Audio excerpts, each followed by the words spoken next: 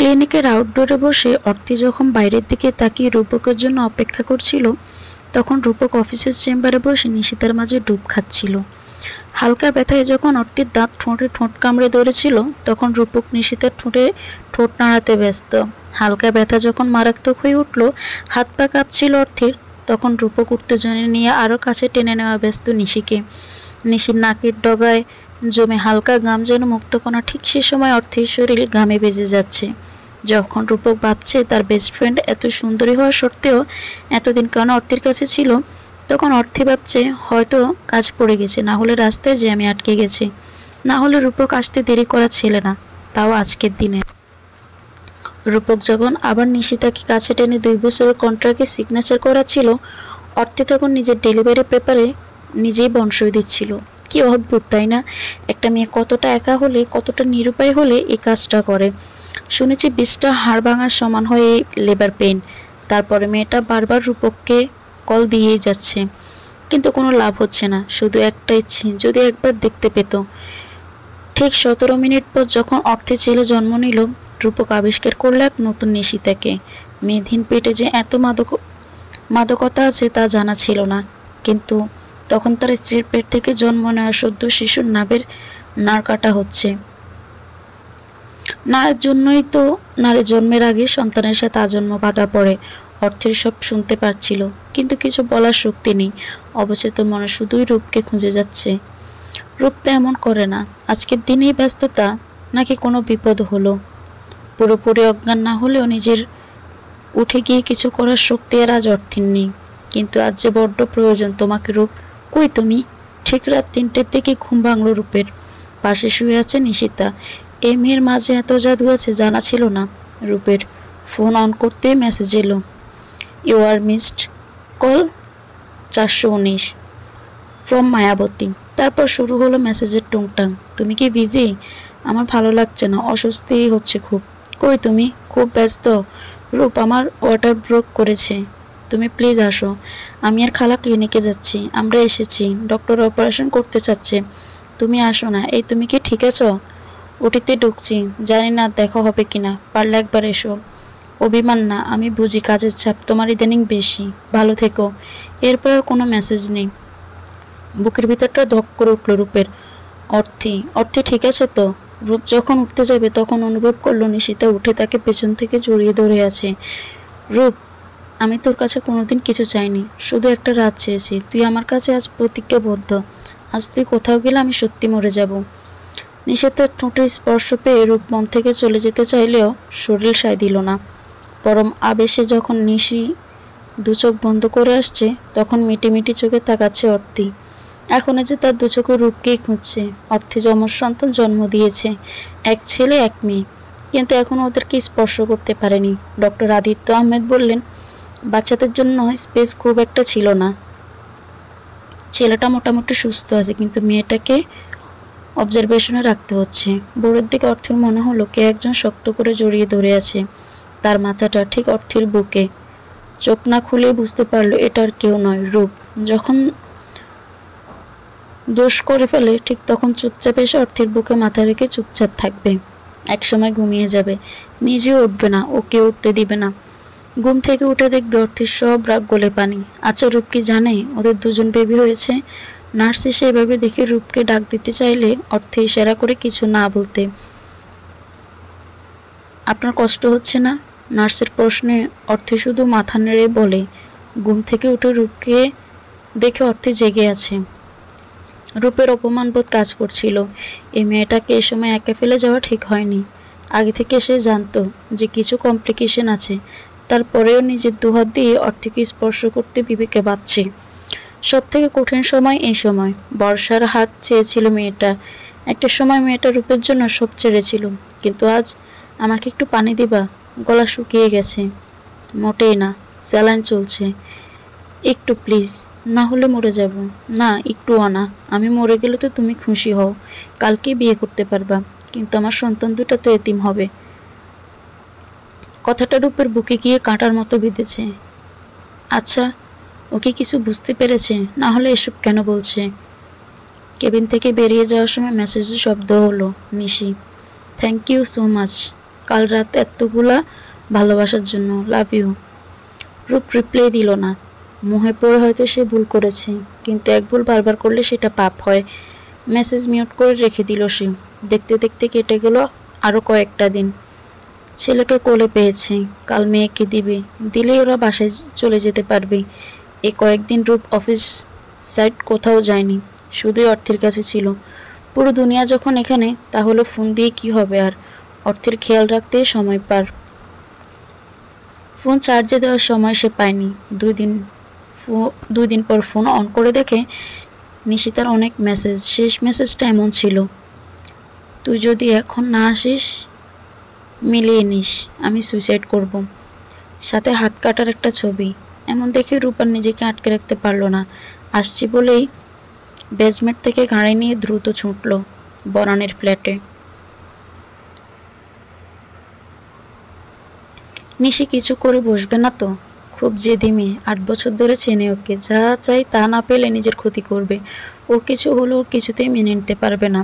অনেকক্ষণ বেল বাজানোর পর দরজা খুলছে না নিশি। ভয়ে হাত পা ঠান্ডা হয়ে আসছে। ঠিক আছে তো? ঠিক সে সময় দরজা খুলে দিল নিশি। কোনো কথা না বলে খুব শক্ত করে জড়িয়ে ধরল নিশিকে। ঠিক এমনভাবে ধরেছিল কলেজ থেকে ট্যুরে গিয়ে যখন নিশি রাতের বেলা কক্সবাজারে লুকিয়ে ওকে ভয় দেখিয়েছিল সেদিন। একটা চড় মেরে তোর সব দাঁত ফেলে দিব।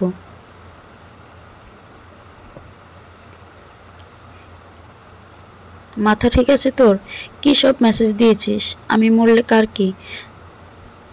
আমার সবই। তাহলে কই ছিলি এই কয়দিন? অর্থের কাছে তো? কি আছে ওর মাঝে যা আমার মাঝে নেই? রূপ নিজের মাঝে নিশিকে মিলিয়ে নেয়। বুঝতে পারে মেয়েটার জ্বর, কিছু হয়তো খায়নি।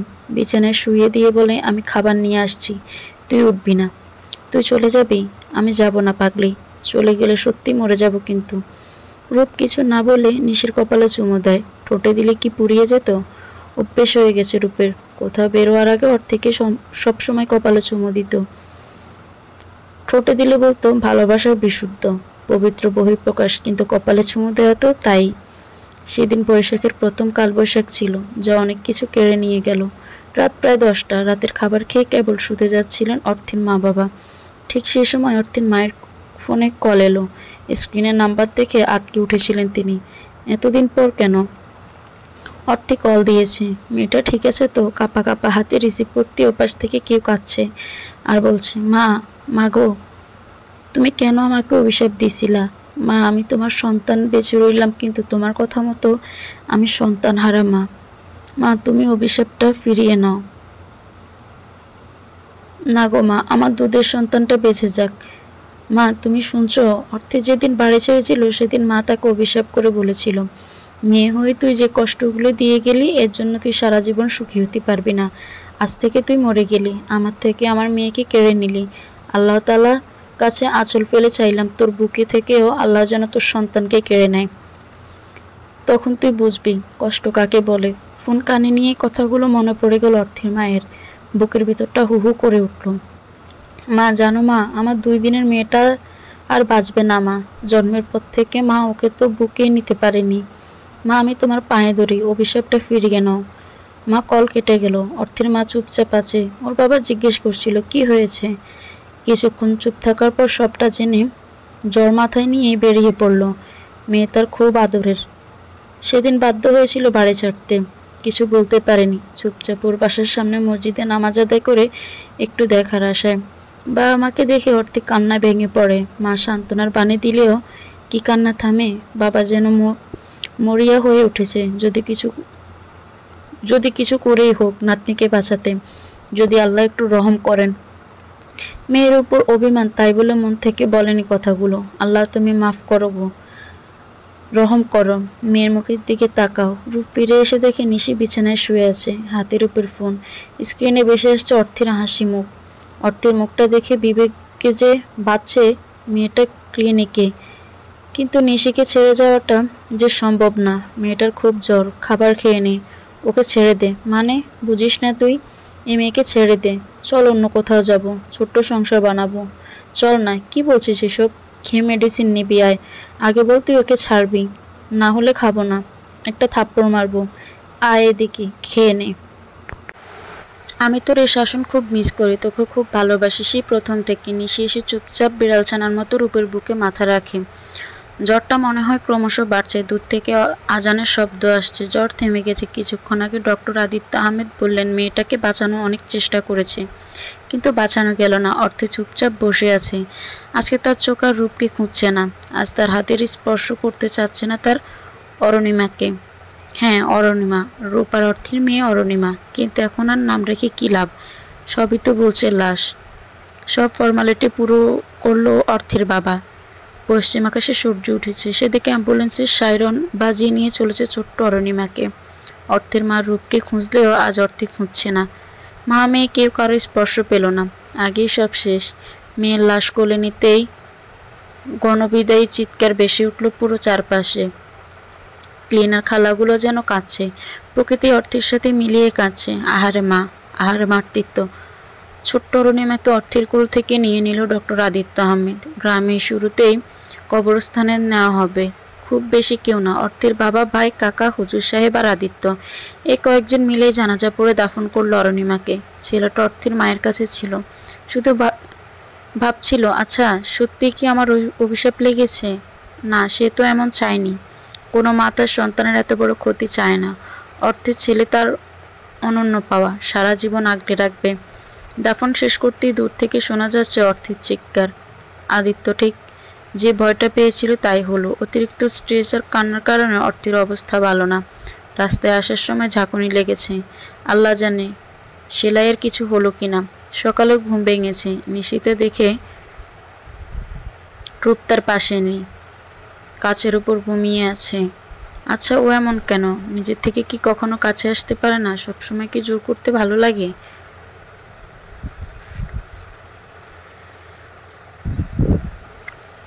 মাঝে মধ্যে ইচ্ছে হয় ওর হাত ধরে হারিয়ে যেতে। প্রথম দেখাতে যে শুধু ছেলেরা প্রেমে পড়ে এমন নয়, মেয়েরাও পড়ে। ঠিক যেমন ওরিয়েন্টেশন ক্লাসের দিন নিশিতা পড়েছিল। স্বাভাবিক মতো লম্বা গায়ের রং, উজ্জ্বল শ্যামলা, চোখে আলাদা একটা মায়া। জিম করা বডি দেখলেই বোঝা যাচ্ছিল। আর মুখে হালকা দাড়ি, তাও স্টাইল করে কাটা। চুলগুলো উফ, সেখানেই তো মরণ হলো। তারপর কীভাবে যেন বন্ধুত্ব হয়ে গেল, বেস্ট ফ্রেন্ড। কিন্তু মনের কথা জানাতে পারিনি নিশিতা। তার আগেই এলো অর্থে। আচ্ছা অর্থে কি সত্যি নিজে এসেছিল, নাকি আমি নিয়ে এসেছিলাম? এসব ভাবতে ভাবতে কখন যে রূপের কাছে চলে এসেছে খেয়াল করিনি। মাথায় হাত দিতেই জেগে উঠল রূপ। অর্থের কপালে হাত দিয়ে দেখে নিল জ্বর আছে কিনা। না, এখন আর জ্বর নেই। দেরি না করে বেরিয়ে পড়ল ক্লিনিকের উদ্দেশ্যে। আজ যে তার প্রিয় বাসিনীকে নিয়ে বাসায় ফিরতে হবে। ক্লিনিকে এসে কেবিনে কাউকে না দেখে বেশ ঘাবড়ে যায় রূপ। খবর নিয়ে সবটা জানার পর মাথায় আকাশ ভেঙে পড়ে। কোন মুখে যাবে রূপ অর্থের সামনে? কোথায় খুঁজবে? কি হলো? কিছু বুঝতে না পেরে মাথায় হাত দিয়ে বসে রিসেপশনের এক পাশে। কিছুক্ষণ পর লিফটে নামতেই খেয়াল হয় অর্থের ভাই অ্যাম্বুলেন্স থেকে নেমে আসছে। অ্যাম্বুলেন্সের ভিতর থেকে কোলে করে অর্থেকে নামালো আদিত্য। স্ট্রেচারে শুইয়ে দিয়েই বলল দ্রুত নিয়ে যেতে। ঠিক সেই সময় ঘটল বিপত্তি। বিদ্যুৎ না থাকায় লিফট বন্ধ। স্ট্রেচারে করে 6 তলায় উঠানো পেশেন্টকে সম্ভব না। এত কিছু ভাবার সময় নেই।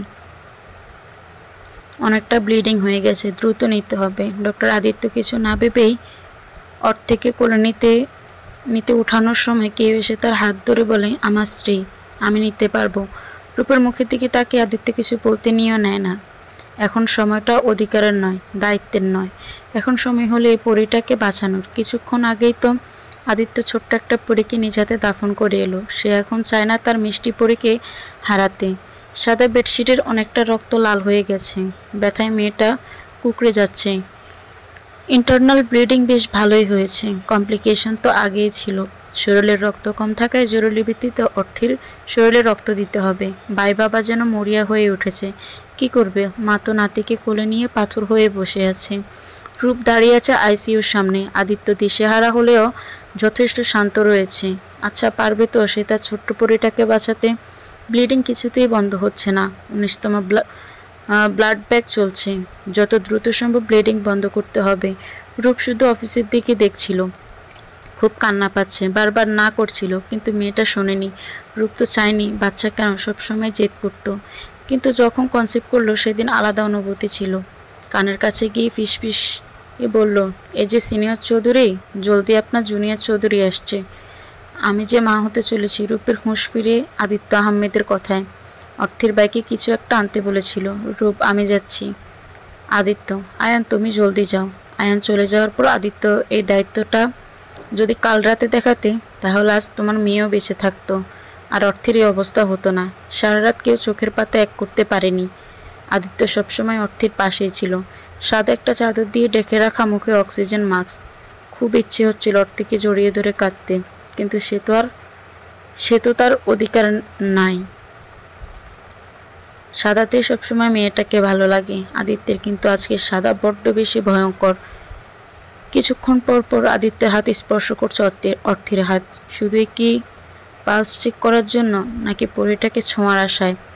একজন সন্তান জন্ম দেওয়ার সময় মায়ের যে পরিমাণ কষ্ট হয়, যদি সৃষ্টিকর্তা মায়েদের শরীরে ধৈর্য না দিত তাহলে কোনো নারী সন্তানকে জন্ম দিতে পারত না।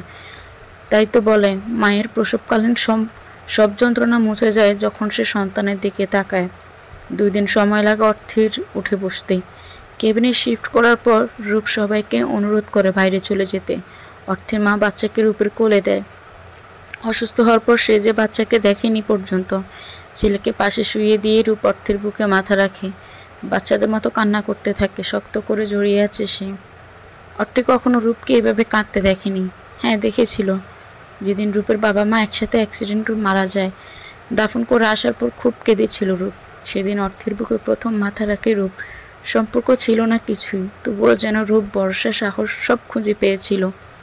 তারপর থেকেই তো ধীরে ধীরে পথ চলা। এদিকে বাচ্চাটাও কান্না শুরু করে দিয়েছে। ভাঙা ভাঙা গলায় দুর্বল অর্থে বলে, কি করছো? বাপ ছেলে মিলে কান্নাকাটি শুরু করে দিলে কেন? শোনো, ছেলেকে আমার কোলে দাও, আর উঠো না। রূপ উত্তর না দিয়ে আরো শক্ত করে জড়িয়ে ধরে। সে ছাড়া যার কেউ নেই তার। আরে উঠো না, ছেলের গলা শুকিয়ে গেলে তো। রূপ উঠে ছেলেকে কোলে নিয়ে অর্থের কপালে চুমু দেয়। অপরাধবোধ যে কুকড়ে খাচ্ছে, বিনিময়ে অর্থে হাসে আর বলে, আমি তো একা পারবো না, মাকে পাঠাও না। রূপ বেরিয়ে অর্থের মাকে পাঠিয়ে দেয়। লিফটের সামনে দাঁড়াতে কয়েক সেকেন্ডের জন্য খুলে যায় দরজা। সেই সময় হাত ধরে টান দিয়ে কেউ রূপকে লিফটে নিয়ে নেয়। কিছু বুঝে ওঠার আগেই আয়ত্ত চলে যায় রূপের ঠোঁট জোড়া। রূপ বেশ বুঝতে পারে স্পর্শ শুধুই নিশিতার। রূপ যতটা দ্রুত পারল নিশিকে নিজের থেকে দ্রুত ছাড়িয়ে নিল। বেশ খানিকটা জোর করেই ধাক্কা দেয় নিশিকে। লিফটের দেয়ালে সজোরে ধাক্কা খায় নিশি, মাথাটা ঝিমঝিম করছে। খানিকটা সময় লেগে ঝটকা সামলাতে লিফটে এসে গ্রাউন্ড ফ্লোরে নেমেছে। দরজা খোলার পর নিশির উপর হাত ধরে টেনে নিয়ে হসপিটালের ক্যান্টিনের পাশেই একটা রুমে ঢুকে।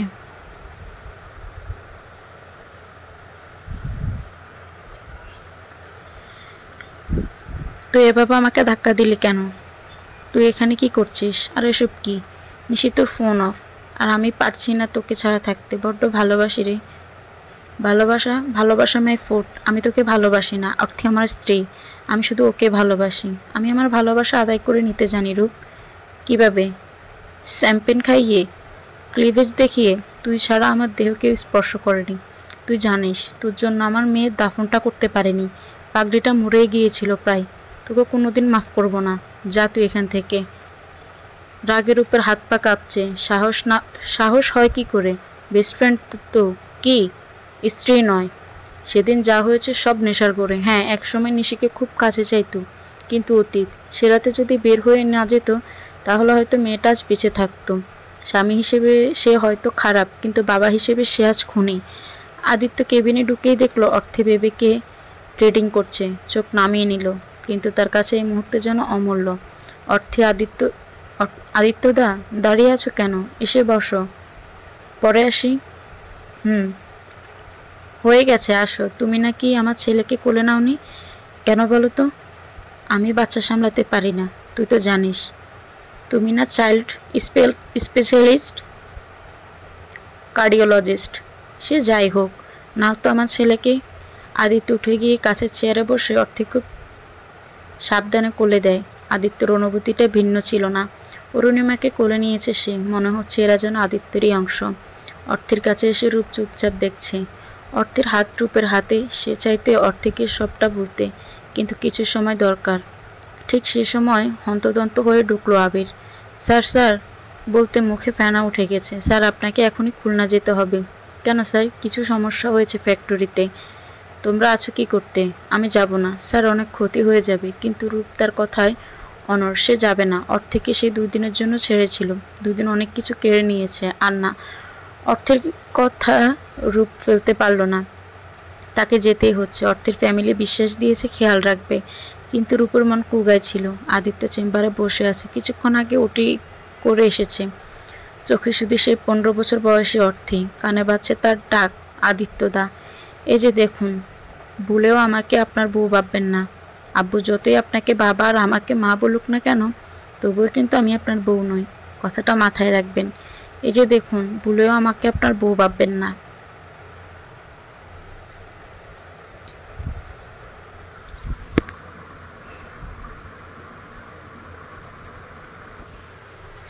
রাজশাহী থেকে ঢাকা এসে বেশ খানিকটা খারাপ লাগছিল আদিত্যের। সবে সে বাসায় এসেছে। জিনিসপত্র গুছিয়ে রাখার সময় পিছন থেকে মেরিলি কণ্ঠস্বর শুনে পিছে তাকিয়ে বেশ রীতিমতো চমকে যায়। 14-15 বছর বয়সী মেয়ে, কোমর অবধি চুল, দেখতে অপরূপ। চোখের নিচে নাকের বা পাশে তিল, ঠোঁটগুলো হালকা বেগুনি, হালকা মিষ্টি রঙের 3 পিস পরা, দেখতে একবার পরীর মতো। মুখ থেকে অস্পষ্ট সুরে বেরিয়ে এলো, মিষ্টি পরি। কি বললেন? কিছু না। তাছাড়া আমার বউ হওয়ার বয়স আপনার হয়নি, পিচ্ছিমি। আদিত্য নিজেকে সামলে নিয়েছে। এই গুণটা রক্তে মিশে আছে। তাহলে সমস্যা নেই। শুনলাম আপনি নাকি বাসায় থাকবেন, লজিং মাস্টার। আদিত্য ভ্রু কুঁচকে তাকায়।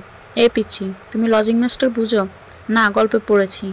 আচ্ছা, বললেন না তো কি লজিং মাস্টার? ধরে নাও তাই। আদিত্যের বেশ খানিকটা সময় লেগেছিল এই মেয়েকে বুঝতে। সত্যি কি কিছু বুঝে না, নাকি না বুঝার ভান ধরে? কিছুদিন যেতেই বুঝে না এই মেয়েটা সত্য এমন।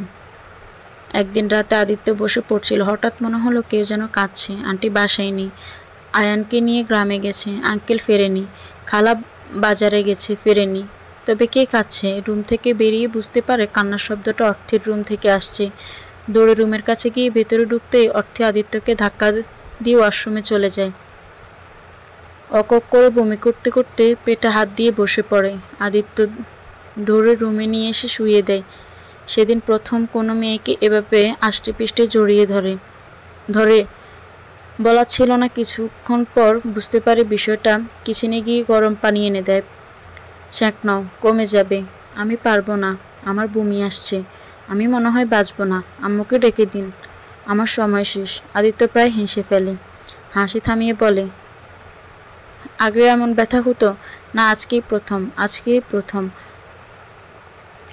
আম্মু বলতো রাস্তার কিছু খাবি না, কিন্তু আমি আজকে তেঁতুলের আচার খেয়েছি। মনে হয় তাতে কাছের গুঁড়ো ছিল। আমার পেটে নাড়িভুড়ি কেটে রক্ত বের হচ্ছে। আমি আর বাঁচব না। তুমি কোন ক্লাসে পড়ো? ও আল্লাহ, তুমি দৌড়ে পালাও। আমি উঠি, আমি মরি আর সে বলে কোন ক্লাসে পড়ি? 9-এ পড়ি। 9, বুঝেন? আল্লাহ গো, তুমি কই আমারে নেও। এত কষ্ট দিয়ে নিবা কেন? আমি কি দোষ করছি বলে কান্না শুরু করে দিল। আদিত্য হাসছিল, বলল, চুপচাপ শুয়ে থাকবে। এই নাও, এখানে ধরে থাকবে। আমি আসছি, বাইরে থেকে লক করে দিয়ে যাব। আমি আঙ্কেল ছাড়া কেউ এসে মরে গেলেও খুলবা না। কিছুক্ষণ পর আদিত্য আসে। অর্থের হাতে একটা প্যাকেট দিয়ে চলে যায়। ততক্ষণে পেট ব্যথা কিছুটা কমেছে। অর্থে প্যাকেট খুলে বেবাচাকে খেয়ে যায়। বইতে পড়ছিল বটে, কিন্তু আজকের দিনে সে কিশোরী থেকে ধীরে ধীরে যৌবনা পা রাখতে চলেছে। কিছুক্ষণ পর ওয়াশরুম থেকে বেরিয়ে এসে দেখে আদিত্য বসে আছে। চুলগুলো ঠিক করে বাঁধো তো, বেরোনি করো। অর্থে তাই করলো। লজ্জায় মরে যেতে ইচ্ছে করছে। আল্লাহ, তুমি দৌড়ে ফেলো, আমি উঠি। আদিত্য অর্থের হাত ধরে বসে ওকে সবটা বুঝিয়েছিল। অর্থে মাথা নিচু করে বসেছিল, কিন্তু ভয় পাচ্ছিল না। সেদিনের পর থেকে পাল্টে যায় সম্পর্ক। শুরু হয় বিশ্বাসের পথ চলা। তারপর বাকি 5টা বছর অর্থেকে কখনো ব্যথায় কাঁদতে হয়নি। আদিত্য ছিল তো। স্যার। বসে বসেই স্মৃতিতে অস্তিত্বশীল হয়ে উঠছিল আদিত্য। স্যার, ম্যামের প্রচণ্ড পেইন হচ্ছে, খুব কান্না করছে। আদিত্য জানতো এটাই হবে। জেনেটিকভাবে মায়ের থেকে রোগ পেয়েছে। দীর্ঘশ্বাস ফেলে আদিত্য দ্রুত পায়ে ছুটে চলল কেবিনের দিকে। সারাদিন কাজ করে ফার্ম হাউসে ফিরে খুব ক্লান্ত লাগছে রূপের। গা এলিয়ে দিতেই কারো স্পর্শ অনুভব করছো। অর্থের স্পর্শ। যখন বাইরে যে থাকে মনে হয় অর্থে আশেপাশে আছে, কিন্তু চোখ খুললেই দেখে কেউ নেই। হাতটা ধীরে ধীরে রূপের শার্টের বোতাম খুলতে থাকলে রূপ ধাক্কা দিয়ে সরিয়ে দেয়। হ্যাঁ, নিশি। এবারে ধাক্কাটা বেশ জোরেই লেগেছে। নিচে বসে পড়েছে। তোর সমস্যা কি নিশি? তোর কি সমস্যা? তুই কেন আমার সাথে এমন করছিস? তুই কি জানিস না, বুঝিস না? সবটা ভুলে গেলি? না, ভুলিনি, সব মনে আছে, কিন্তু এখন অর্থে আমার দায়িত্ব, আমার কর্তব্য, আমার ভালোবাসা, আমার স্ত্রী হাসালি রূপ। ভুলে গেছিস তুই কখনো অর্থেকে ভালোবাসিস নি? তোদের বিয়ের কোনো প্রেমের নয়, যা হয়েছিল সব পরিস্থিতির সৃষ্টি। তুই শুধুই ওর আশ্রয়দাতা। সেদিন তুই ওকে আশ্রয় না দিলে হয়তো আজ ওর কোনো অস্তিত্ব খুঁজে পাওয়া যেত না। ও শুধুই তোর আশ্রিতা, আর আশ্রিতা কখনো স্ত্রী হতে পারে না। আমি মানি না, তুই শুধু আমার। ভুলে যা 3টে বছর প্লিজ, না হলে আমি যে মরে যাব। রূপ প্লিজ। আদিত্যকে দেখেই অর্থে হাত বাড়িয়ে দিল। মেয়েটা যেদিন থেকে আদিত্যকে পেয়েছিল সেদিন থেকে অসুস্থ হলে এভাবে হাত বাড়িয়ে দিত। আন্টিকে আজ অনেক বলে বাসায় পাঠানো হয়েছে, সবসময় দেখার জন্য নার্স রয়েছে। আদিত্য তো আছেই। হঠাৎ করে জ্বর কেন আসলো বুঝলাম না। জ্বর আসলে তো অর্থী আদিত্যের সাথে পাগলামি করত, যা সকালে উঠেই ভুলে যেত। এখন কি তাই করে? মেডিসিন দেওয়ার পর মেয়েটা একটু ঘুমিয়েছে, হাত ছাড়েনি। ওর মুখের দিকে তাকিয়ে থাকলে ঘোর লাগা ভালোবাসা কাজ করে, অতীত ফিরে আসে। মেডিকেল লাইফটা প্যারাময়। 2 দিন পর পর এক্সাম পড়তে পড়তে কাহিল অবস্থা।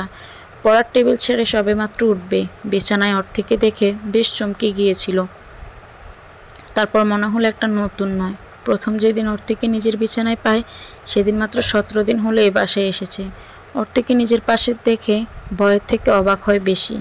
এই মেয়ে তো আমার সাথে ঠিকঠাক কথাই বলে না, তার থেকেও বড় লোকলজ্জার একটা বিষয় আছে। আমি ছেলে, আমার কোনো সমস্যা নেই, কিন্তু ও তো মেয়ে।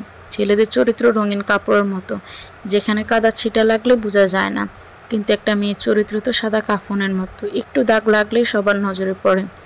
দেরি পায়ে সেদিন আঙ্কেল আন্টিকে ডেকে এনেছিল।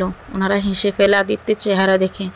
বুঝলে বাবা, মেয়ে আমার ঘুমের মধ্যে হাঁটাচলা করে, স্লিপিং ওয়াক। হ্যাঁ, তুমি কিছু মনে করো না। সেদিনের পর থেকে আজকে 3 দিন। এরপর আসলে আদিত্য আর আঙ্কেল আন্টিকে ডাকেনি, নিজেই ওর ঘরে দিয়ে এসেছে। এবারও তাই করতে যাচ্ছিল। স্পর্শ করতেই বুঝতে পারলো শরীর খুব গরম, সামনে ফাইনাল এক্সাম, জ্বর বাঁধিয়ে বসেছে। আদিত্যদা বলেই ডাক দিতেই ওর দিকে চোখ তুলে তাকায় আদিত্যদা। আমায় একটু আদর করবে? অর্থের এমন আবদারে কিছুটা ব্যাবাচেকা খায় আদিত্য। নিজেকে সামলে নিয়ে বলে, এ পিচ্ছি, কি বলো এসব? চলো নিজের ঘরে চলো। আমি মরে গেলে খুশি হও, তাই না? কি বলছো এসব? তাহলে যা বলছি তা করো, মাথা কিছু পুরোপুরি। অর্থে কিছু বলে না। কিছুক্ষণ পর উঠে যেতে নিয়ে পড়ে যাচ্ছিল।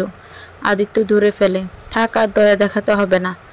আদিত্য কোনো পাত্তা না দিয়ে কোলে উঠিয়ে নিয়ে যায় রুমে। অর্থের মাকে ডাকার পর দেখে ওর জ্বর। আন্টি পানি আনতে গেলে আলতো করে মাথায় হাত বুলিয়ে দিতে দিতে বলে, এই নাও, করলাম আদর। খুশি?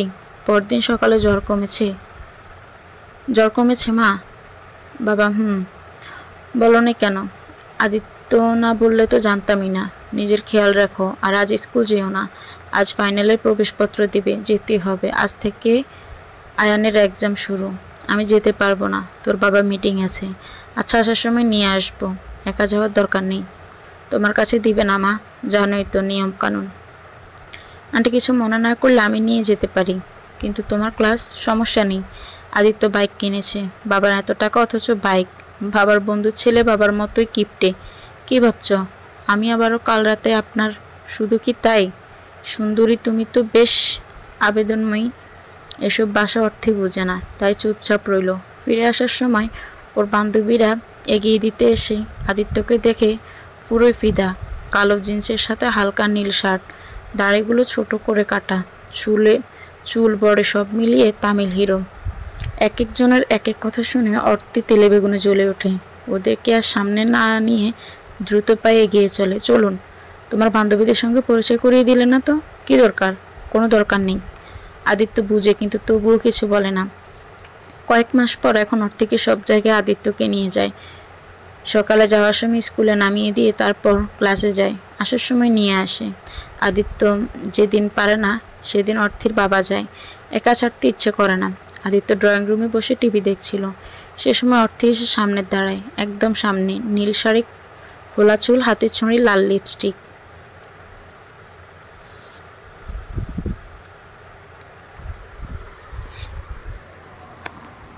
আদিত্যের হার্ট বিট মিস করে। কেমন লাগছে আমি? পুরোপুরি হারপিকের বোতল। মানে কি? শুকনো মেয়ে, নীল শাড়ি, লাল লিপস্টিক, পুরো হারপিকের বোতল না? অর্থে যেন সহমত, কিন্তু এখন আর শাড়ি নেই। অর্থে উত্তর না দিয়ে আদিত্যকে টানতে টানতে উপরে নিয়ে যায়। আলমারি খুললে আদিত্য দেখে পুরো শাড়ির দোকান। আমার জন্মের পর থেকে বাবা মায়ের জন্য যখন শাড়ি কিনে, আমার জন্য কিনে। বলুন কোনটা পরবো? আদিত্য কালো শাড়িটা বের করে হাতে দেয়। পরতে পারো? যাক, কিছু তো পারো, না হলে আমার আবার পরিয়ে দিতে হতো। তাতে কি? আমি কি আপনাকে ভয় পাই তাই বুঝি? জি, আমি চাইলে আপনার সামনে শাড়ি চেঞ্জ করতে পারবো। আদিত্য হেসে চলে যেতে নিল। অর্থে ধাক্কা দিয়ে খাটে ফেলে হাতেরও এক হাতের হ্যান্ডকাপ দিয়ে বিছানায় লাগিয়ে দেয়। কি করছো কি? চ্যালেঞ্জ করেন কেন? পিচ্ছি মেয়ে তুমি, লজ্জা পাবে। যেতে দাও আমায়। যদি পারলা আমায় যেতে দাও। বলুন কি দিবেন? কি চাই? তেঁতুলের আচার, যা আপনি আমাকে 5 মাস যাবৎ খেতে দিচ্ছেন না।